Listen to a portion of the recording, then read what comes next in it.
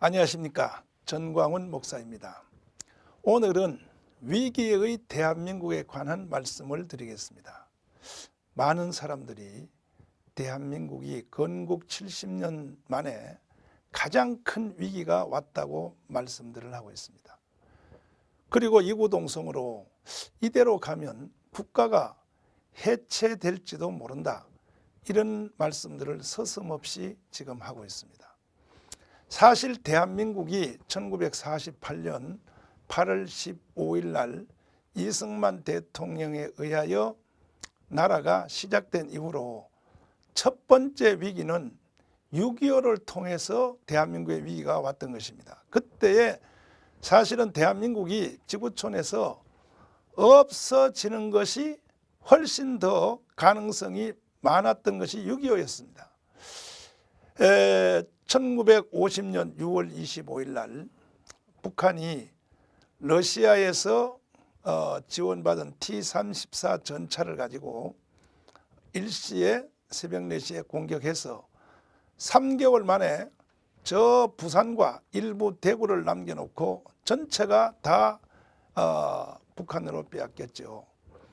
그때에 미국의 대통령 트루먼 대통령이 대한민국에 이제 전쟁 났다는 말을 듣고 미군을 한국에다가 두 번째로 파송을 해서 이 나라가 다시 살아날 수 있게 되었던 것입니다.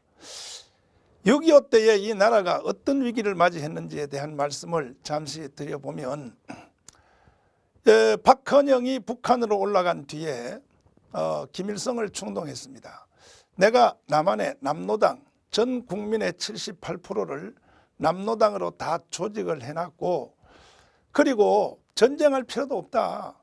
그냥 38선에 총소리만 몇 발 내면 전쟁 없이 남한 안에서 남노당이 다 일어나서 이승만을 미국으로 쫓아버리고, 그리고 남북한을 통일할 수 있다. 이렇게 이제 주장을 해서 소련에 가서 스탈린한테 동의를 받고, 그리고 스탈린은 모택동한테 가서도 동의를 받으라 하는 말을 해서 모택동의 동의를 받아서 전쟁을 감행을 했던 것이죠. 이 전쟁이 일어난다는 소문이 그 당시에 서울시 장안에 바닥에 다 퍼져 있었습니다. 그래서 중앙대학교 설립자 그 임명신 여사님의 말씀에 의하면 하루는 동대문 시장을 나갔더니 전쟁 난다, 북한이 쳐내려온다, 이런 말들을 다 하고 있었고, 그때만 해도 남북한이 완전히 굳어진 게 아니라 비밀 통로로 장사꾼들이 북한과 남북을 왕래하는 장사꾼들이 있었습니다.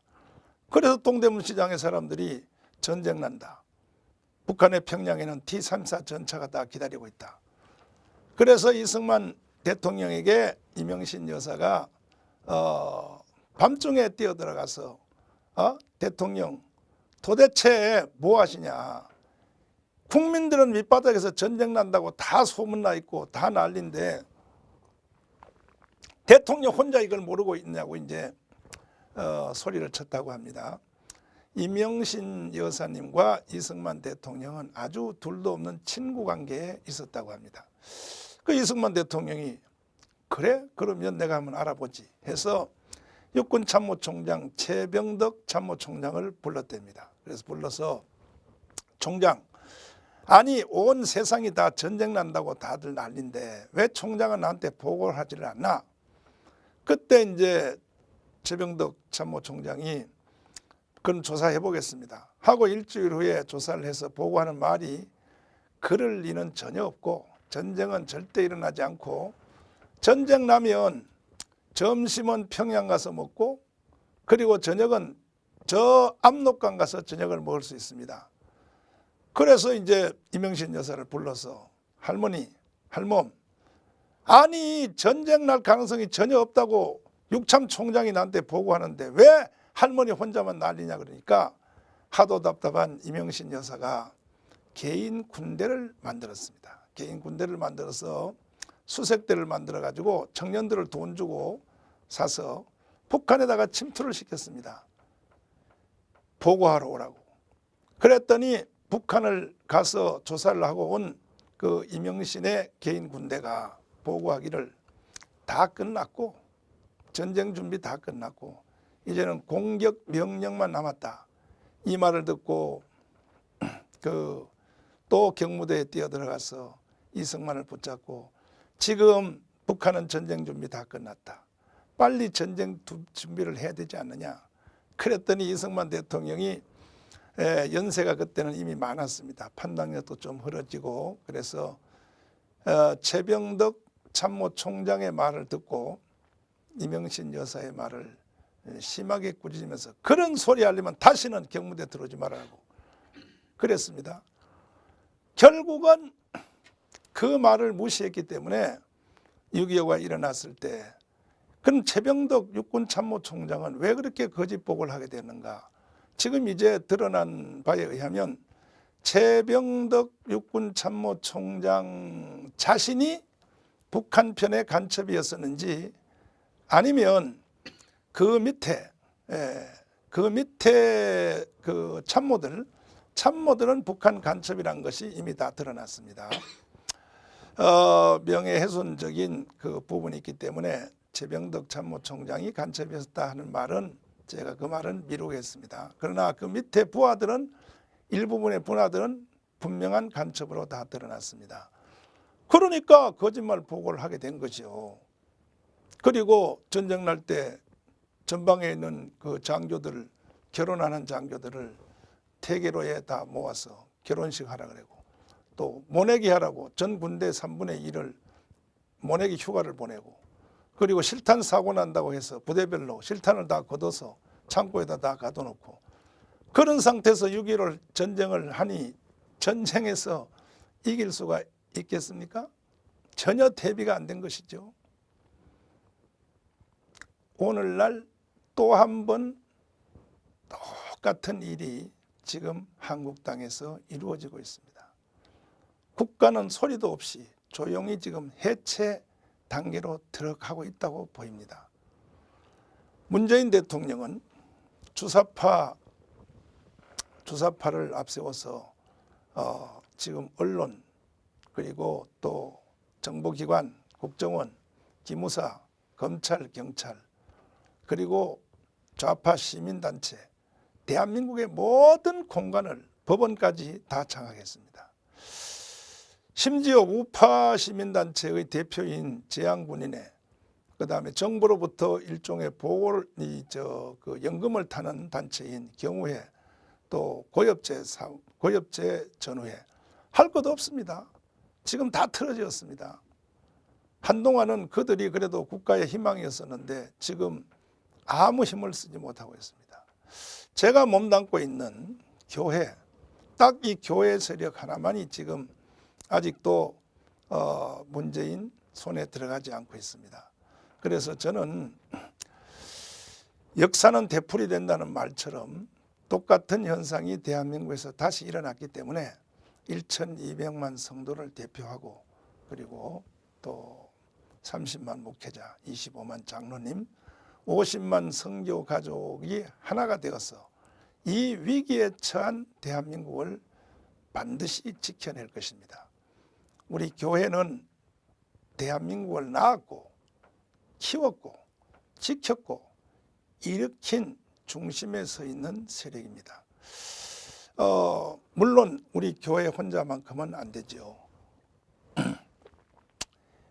대한민국에는 지금 이제 두 가지의 큰 세력과 국민들로 나눌 수 있습니다.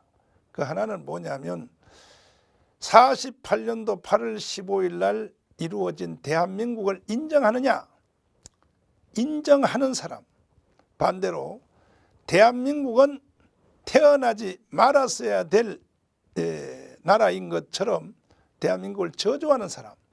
이 두 가지 종류의 지금 사람들로 나누어져 있습니다. 지금 이 방송을 들으시는 우리 시청자 여러분들은 어느 편에 여러분 속해 있습니까? 대한민국 편입니까? 아니면 북한 편입니까? 대한민국 편입니까? 박은영 편입니까?